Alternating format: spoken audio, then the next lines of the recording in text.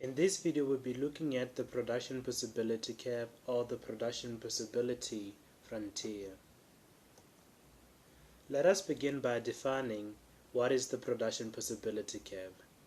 The production possibility curve, it is a graphical representation of all the possible combination of goods and services that an economy can produce when allocating all of its available resources. There are two important assumptions from this. First, we assume that an economy can only produce two commodities.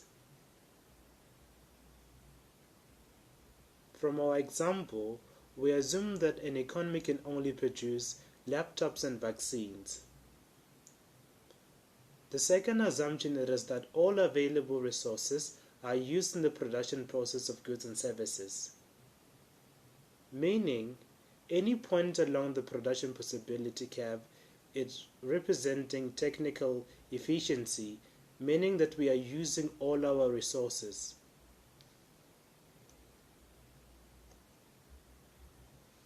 Let us have a look at the trade-off and the increasing opportunity cost.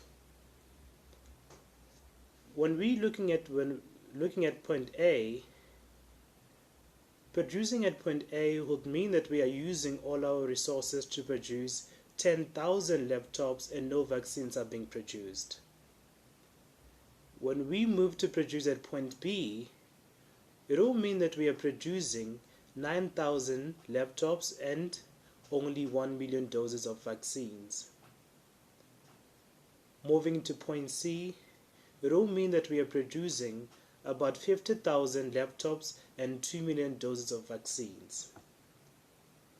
Producing at point D, it will mean that we are using all our resources to produce 3 million doses of vaccines and no laptops.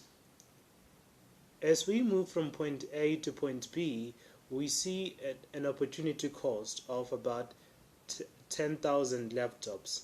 It means in order to produce more vaccines, more doses of vaccines, we have to give away 10,000 laptops.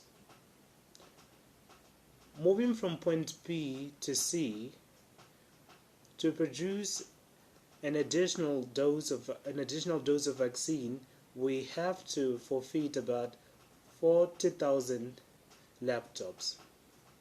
Moving from point C to D, to produce another additional dose of vaccine, we have to forfeit 50,000 laptops. This is representing an increasing opportunity cost, that as we go down the production possibility curve, we happen to be losing more, from losing 10,000 laptops to losing 40,000 laptops to losing also 50,000 laptops in order to produce more vaccines.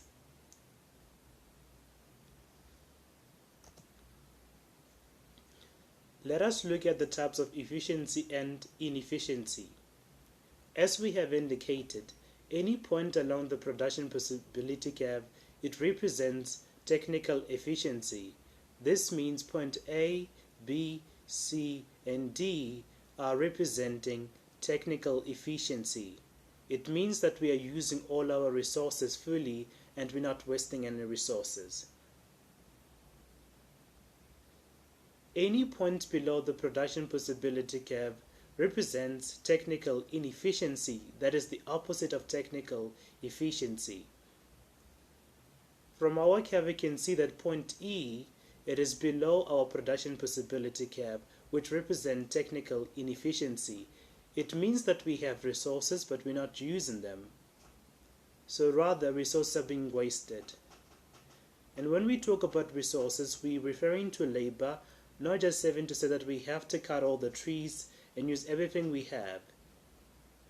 In fact, when economists talk about full employment, they talk about employing people, not like cutting all the trees that are existing.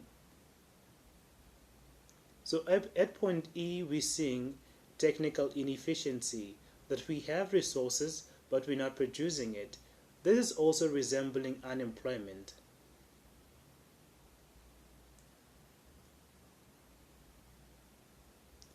Point C could be seen as an allocative efficiency. What do we mean when we say allocative efficiency? It means producing the best desired combination of goods and services. Now, having to be looking at whether to produce more laptops or to produce more vaccines, it will be recommended to produce more vaccines during this time of the COVID-19 pandemic, as it will save lives and save livelihood as well. So rather, if we want to reach allocative efficiency, we should produce more vaccines and less laptops in this equation. Hence, point C, it is representing allocative efficiency, meaning that we are producing the best desired combination of goods and services. One can infer that point A and B are representing allocative inefficiency. If we look at point A, it means that we are allocating all our resources to produce only laptops and we're not producing any vaccines, which is not the desired combination. If we look at also at point B, it means we're still producing more laptops and we're only producing 1 million doses of vaccines, which is also a problem because we do not have much of the vaccine. We have to produce more than this. So rather we say point A and B represent allocative inefficiency. Let us have a look at the concept of unemployment and scarcity. When we are producing at point E, which is below our production possibility curve, it means we are not using all our resources, as indicated previously. This is called technical inefficiency, and as indicated, it is having to be resembling unemployment, that there are resources available, there are people willing to work and able to work, but they're not getting any job or any employment.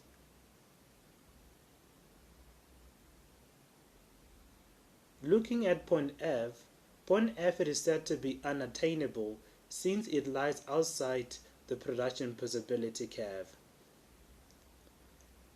This means that we do not have the resources to produce at that particular point unless there is an economic growth. Since along the production possibility curve we are already using our resources 100%, any point above the production possibility curve, it means it is unattainable because we are already using our resources to produce below that particular point. So above our production possibility curve, we say it is unattainable. We cannot be able to produce that at that particular point at that moment. Unless we have an economic growth, we cannot produce at that particular point. Let us now look at the concept of recession and economic growth. When there is an inward shift of the production possibility curve, it is often a result of a recession. This means that an economy is now producing below its potential. Now what we are seeing that where point E we said that we were experiencing a technical inefficiency, now it is a point on our production possibility curve if there is a recession. An outward shift of the production possibility curve shows that there is an economic growth. As indicated before, we have said that point F was unattainable, and we said that it will be unattainable unless there be an economic growth. Now it might be clear that point F it is now attainable because there is an economic growth when our production possibility curve shifts outwards. When it shifts outward, this means that the economy has grown and it is now producing above its potential.